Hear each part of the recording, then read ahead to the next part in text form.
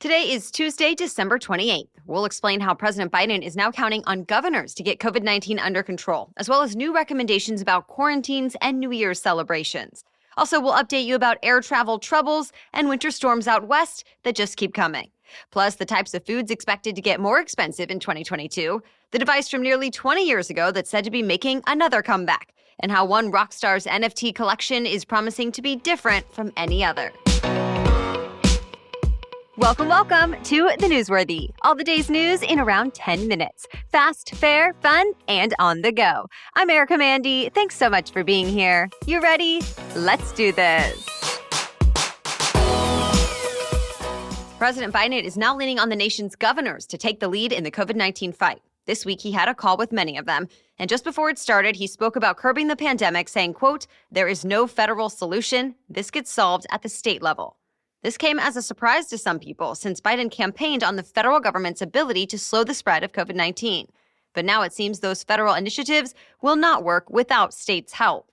Some of the governors pressed Biden about a shortage of COVID-19 tests, so the president promised to step up production. Biden also warned governors that a recent spike in COVID-19 cases will probably overwhelm some hospitals. So he told them, quote, "If you need something, say something." And the president also made it clear he still trusts his medical team, even when their guidelines change. Because that team did change up some recommendations just this week.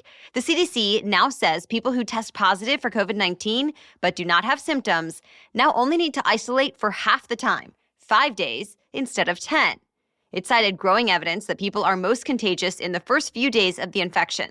Plus, the 10-day recommendation got pushed back from some business leaders who say the longer quarantines were making a worker shortage worse. Though some workers have worried the shorter isolation periods will put them at risk.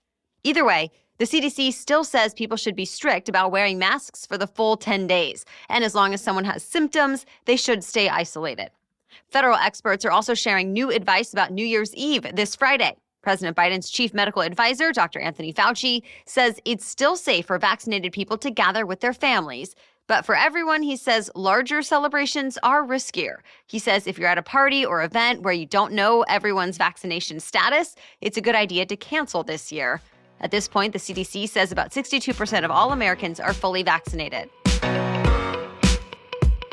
As expected, airlines are still dealing with the fallout from a holiday surge in COVID-19 cases. Remember, many people on flight crews have been calling out sick, so thousands of flights have had to be canceled in recent days. And winter weather out west certainly has not helped.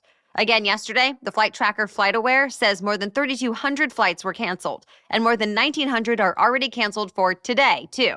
Now, to be clear, major airlines run thousands of flights a day, so most of them are still landing on time.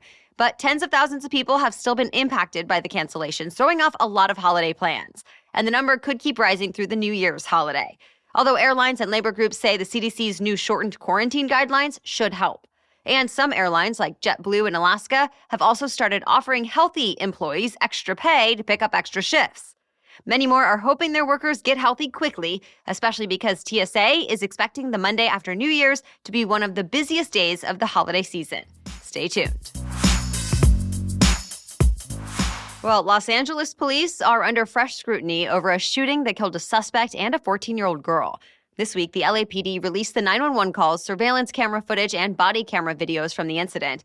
In it, you can see a man attacking several women with his bike lock as they were shopping at a Burlington coat factory store in North Hollywood.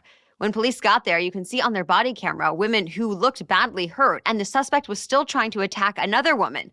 So an officer opened fire inside the store, killing the man. But one of the bullets went through the wall, and it hit a 14-year-old who was in a dressing room with her mother, trying on dresses for her quinceañera. Sadly, she died from that gunshot. The officer who opened fire is on paid leave per department protocols for at least 2 weeks while the shooting is reviewed. The girl's parents are planning to hold a news conference this morning to demand transparency from police. Up and down the West Coast, Americans are still dealing with heavy rain and snow, frigid temperatures, and some flooding.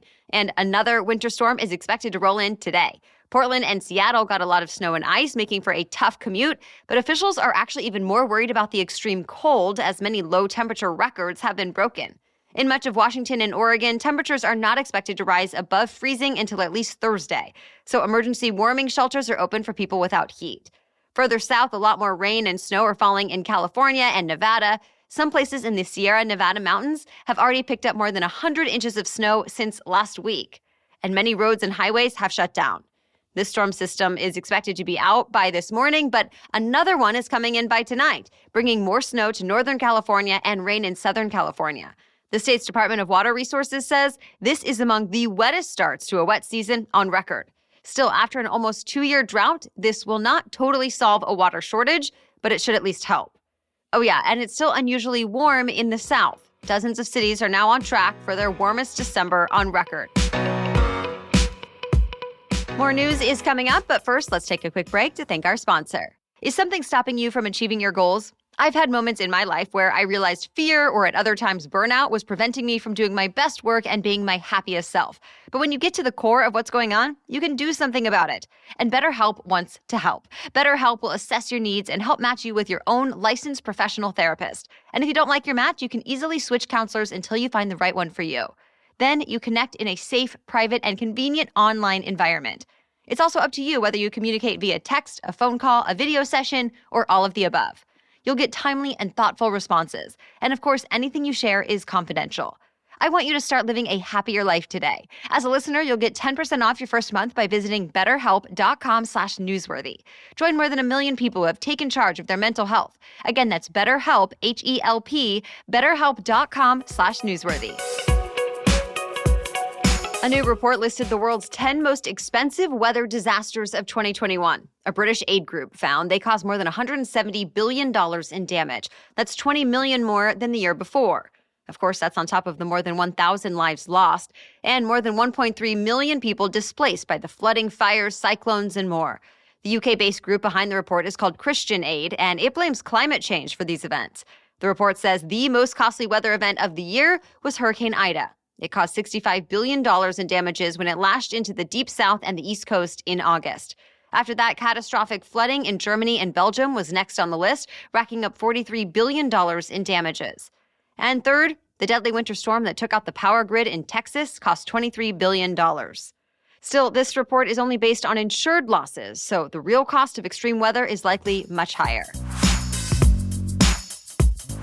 Prepare to spend more at the grocery store in the new year. We've already talked quite a bit about inflation causing prices of pretty much everything to go up.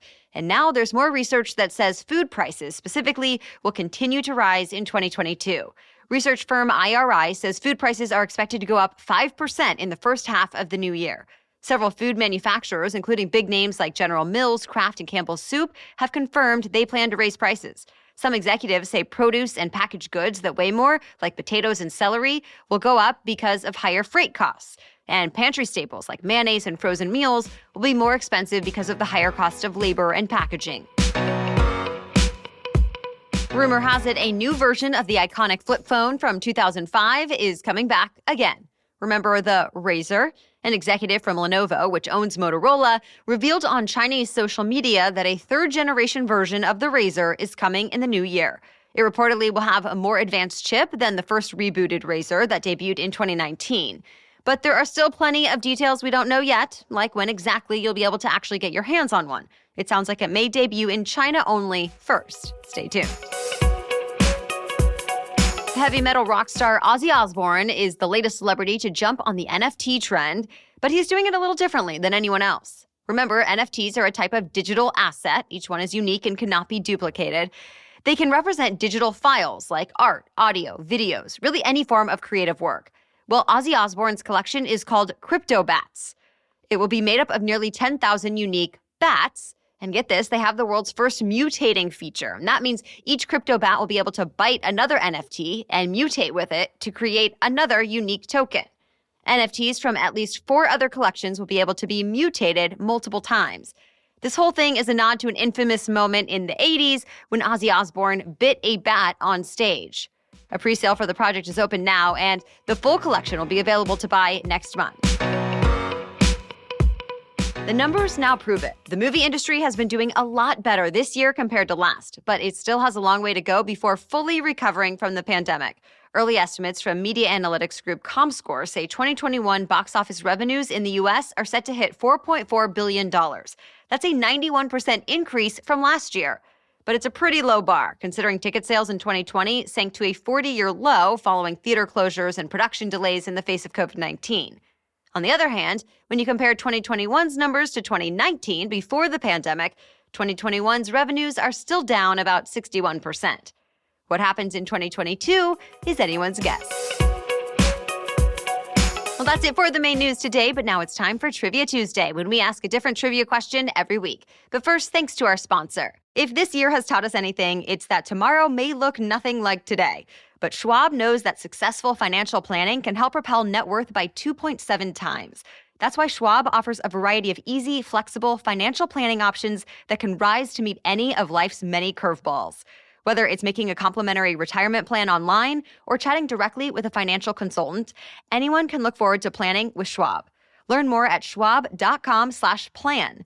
That's Schwab, you know the name, SCHWAB, schwab.com/plan. Okay, now back to Trivia Tuesday. Today's trivia question is, every continent except one has a city called what? You can answer the question and play along on Instagram. Find and follow us at NewsworthyPod. Just look for the trivia quiz in our Instagram stories today. As for last week's trivia question, how much confetti is dropped in New York City's Times Square on New Year's Eve? The official answer is more than a ton, aka more than 2,000 pounds of confetti will be dropped into the streets of New York City at midnight. And some of the rainbow paper pieces actually have a special meaning behind them. Typically, the confetti includes notes and wishes from people around the world.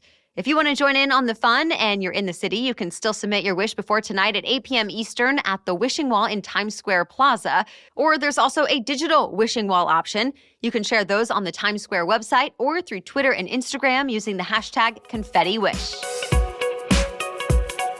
All right, thank you so much for listening today and every day. We'll be back with another news roundup tomorrow. Until then, have a great day.